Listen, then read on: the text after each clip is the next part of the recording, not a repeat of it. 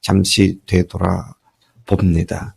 남유다 왕국의 제6대 왕 아하시아가 죽게 되었을 때 북이스라엘의 왕비 이세벨의 딸, 또 다른 말로 하면 바로 죽은 아하시아의 어머니 아달랴가 유다 왕국의 왕위를 이어갈 왕자들, 곧 자신의 손주들을 잔인하게 모두 살해했고 스스로 자신이 여왕이 되어 6년을 통치했음을 우리가 보았습니다. 참 기가 막히게 참 천공노할 작은 무도한 여자였음을 우리가 보게 되었습니다. 그 와중에 죽은 아하시아의 왕의 누이, 그 왕의 누나였고 또 그렇죠? 누나였던 여사부앗이라고 하는 여인이 왕자들이 다 죽임을 당하는 그 사이에서 요아스 한 왕자를 그 유모와 함께 간신히 빼돌려서 6년간 예루살렘 성전에 숨어 지내며 양육을 했습니다. 근데 이 여사부앗이라고 하는 이 요아스의 고모죠. 그래, 고모. 공주였던 이 여자는 그 남편이 제사장 여호야다였습니다. 그 여호야다와 여사부앗 부부가 요아스 왕자를 빼돌려서 길렀던 것이죠. 네, 유모가 있었던 것을 보니까 빼돌렸을 당시에 갓 태어난 지 얼마 안 된 아기였습니다. 그래서 그가 6년간의 아달랴의 통치가 끝나고 여호야다가 왕정을 다시 회복시켰을 때 그를 왕위에 그 요아스를 왕위에 등극시켰을 때가 7살인 걸 보니까 갓 태어난 아기를 유모와 함께 빼돌렸던 것을 우리가 알 수 있습니다.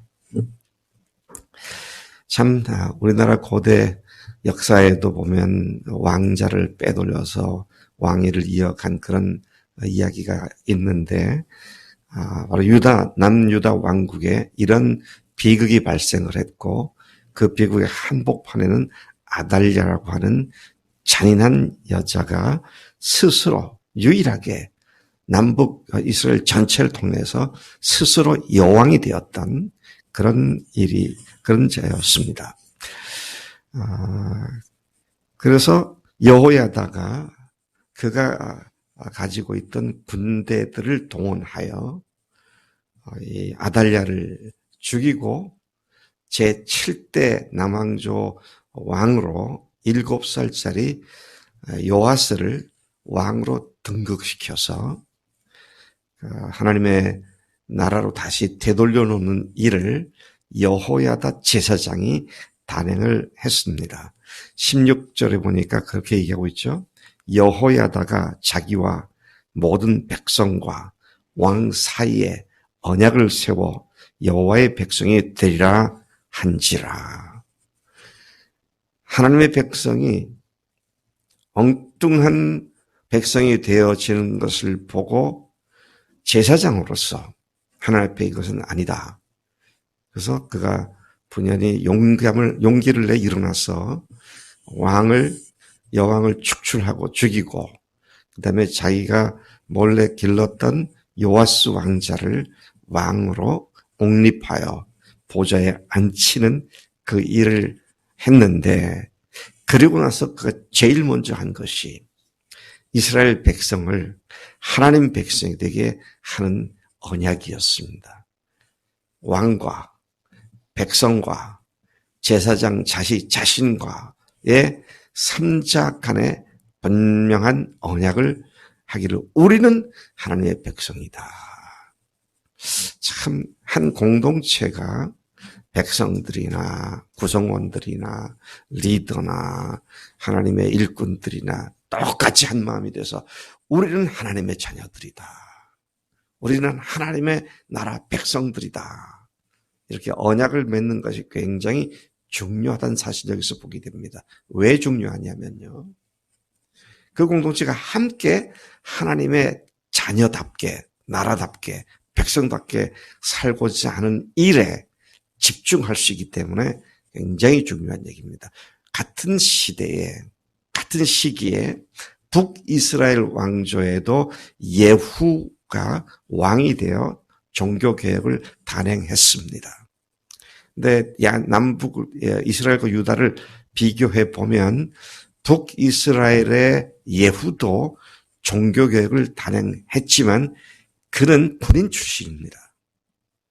여호야다는 제사장 출신입니다. 얼마나 다른지 몰라요. 그는 예후는 그가 반란을 일으키고 이사야로부터 엘리야로부터 기름 부음을 받고 하나님의 나라의 왕으로 그렇게 부름을 받은 뒤에는 가서 왕자들을 갖다가 40몇 명 또 그 신하들 해서 70명을 한 자리에서 몰살시키죠. 그리고 남왕조 왕의 왕자들까지 42명을 다 한 자리에서 몰살시켜 버립니다. 피비린내는 숙청을 하게 되죠. 근데 여기에는 지금 남왕조 제사장이 주도가 된 개혁을 한 이 나라는 백성과 제사장과 왕, 이 3자 간에 하나님 앞에서 언약을 맺고 각자 언약에 따른 약속을 책임감을 갖고 수행할 수 있도록 그런 방법으로 개혁을 했다라는 면에서 매우 대조적인 것을 봅니다. 언약을 했으니까 어떻습니까? 자발적으로 그 일들을 하게 됩니다. 그래서 백성들이 달라붙어가지고 그 다음에 어떻게 보면 17절에서 보면 백성들이 한 일입니다. 온 국민이 그랬어요. 한 일을 온 국민이 했다 그랬습니다. 온 국민이 바알의 신당으로 가서 그 신당을 부수고 그의 제단들과 형상들, 우상들을 깨뜨리고 그 제단 앞에서 바알의 제사장 mat단을 죽이니라. 자, 이와 같은 자발적인 자원하는 이런 자발성에 근거한 개혁이 바로 제사장 여호야다가 이끌어냈던 개혁이었음을 우리가 주목해 보는 것이죠.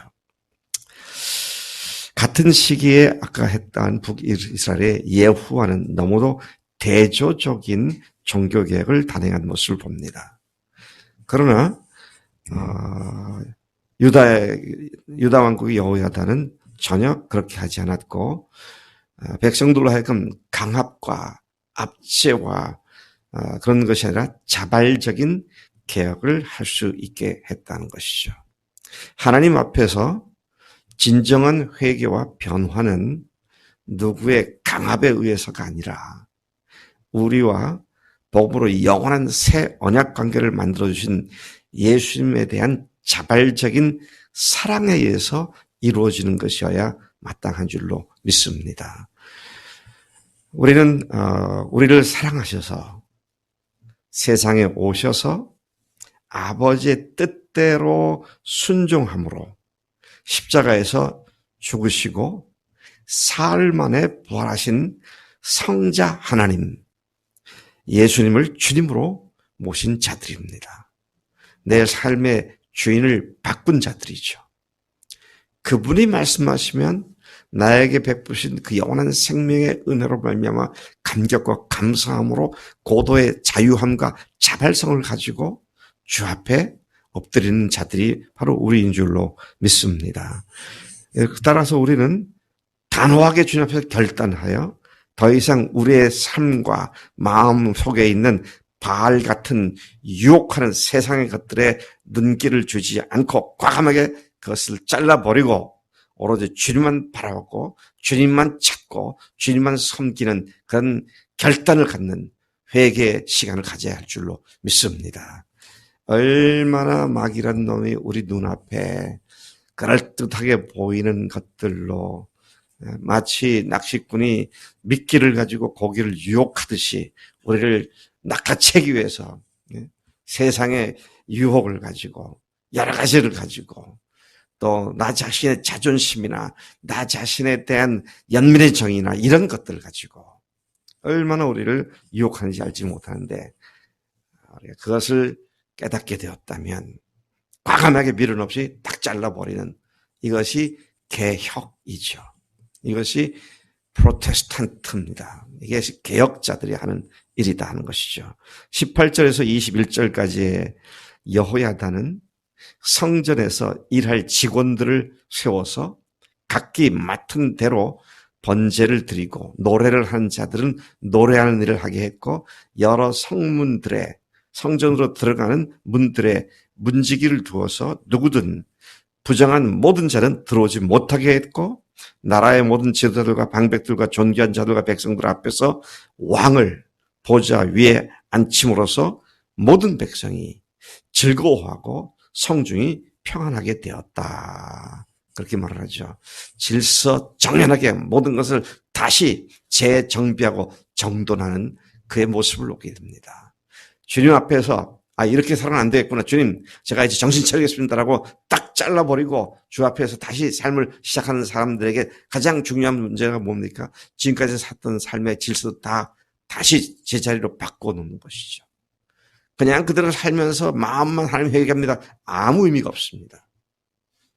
그런 것들을 나를 갖다가 자꾸만 끌고 나가는 그런 것들을 과감하게 잘라버려야 변화된 삶이 실제로 변화를 일으키게 되는 것이지 옛자리에 그대로 머물러 있으면서 그대로 뭉개면서 마음만 하나님 회개합니다. 아무 의미가 없습니다. 여러분, 여러분들을 패망으로 이끄는 거짓된 교훈들, 세상의 유혹들, 이것들을 분명하게 잘라고 주님을 섬기는 일이 질서정연하게 내 삶 가운데 딱 이루어지게 그렇게 해야 마땅한 일인 줄로 믿습니다.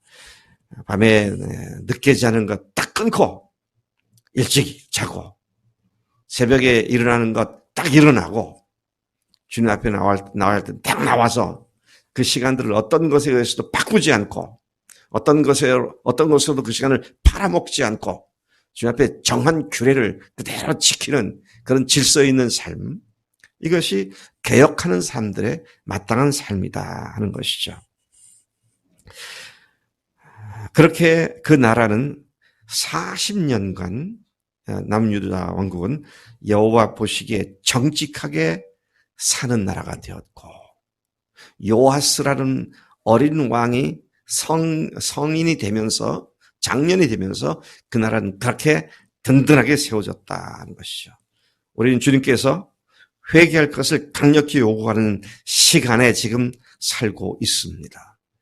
여러분들의 인생의 기간 중에 주님께서 강력하게 회개할 것을 말씀하십니다.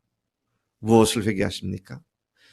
주님을 주님으로 모셨다고 하는데 실제는 여전히 내가 주인 돼서 내 마음대로 살고 했던 이런 것들을 회개하고 또 우리 교회 세 가지 정신을 여러분들이 정말 주님께 주신 말씀으로 알았다면 주님 되시면 절대 복종하지 않는 죄, 사명자의 삶을 살지 않는 죄, 주변 영혼들을 보면서도 전혀 손도 쓰지 않는 그런 죄, 그리고 하늘 가족으로 여긴다면 정말 목숨 걸고 사랑해야 되는데 그렇게 하지 않는 죄. 주님께서 우리들 마음에 깨닫게 하시는 그런 죄악들을 막연히 하나님 잘못했으면 용서해서가 아니라 실질적으로 낱낱이 고하여 그 일이 다시 반복되지 않도록 주 앞에 정신을 가다듬고 회개할 때 주님께서 우리 각자 또 우리 교회에 있는 건강하지 못한 암세포 뿐만 아니라 우리 안집사님의 몸에 있는 실질적인 육체적인 암세포, 영육 간의 깨끗한 몸으로 우리 모두를 회복시켜 줄 줄로 믿습니다. 오늘 이 아침에도 우리가 간절한 마음으로 주님 살려주십시오. 저희들이 죽게 되었습니다.